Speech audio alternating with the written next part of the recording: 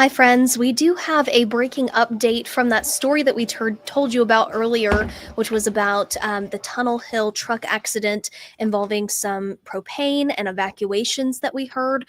So, we've got a quick update for you, and this is coming directly from the Whitfield County fire chief as well as the sheriff there. So, I'm going to give you some of those details. We do now know that all of this was eventually caused because of the inclement weather that we've been seeing, as well as those slick roads.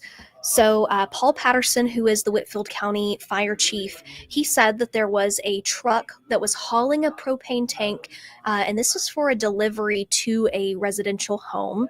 However, whenever that truck was leaving, it couldn't quite make it up a hill when it was trying to leave.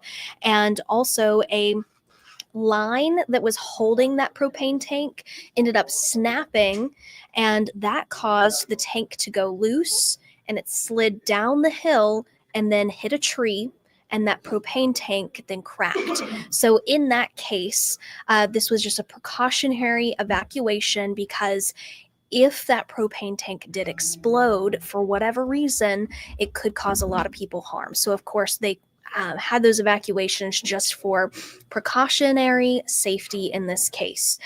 We do know that because of that leak and everything that happened with the sliding downhill, that the driver of that truck did have some minor injuries and was taken to the hospital. We're not exactly sure quite yet how badly that driver was hurt, but we are hearing that it is minor. We also now know, according to the sheriff, that about 50 residents were evacuated from that area. They actually ended up taking a shuttle and transporting those residents to a nearby school and a nearby church, where they were able to stay warm, have access to water, and those kinds of things, because they weren't sure how long this would take to get that area cleared safely. Also, again, precautionary. They said that they do have the scene under control. We did tell you that Whitfield County Fire Department, as well as Sheriff's Office there, and I was going to say GSP, but I'll just tell you Georgia State Patrol in that way had also been kind of helping with that scene, directing traffic in that way. GSP, we now know, is not having to be quite as involved because of everyone's safety, and they've got it under control just with the resources that they have from the fire department and also from the sheriff's department. So again, just to recap, truck carrying propane, delivered it to a home.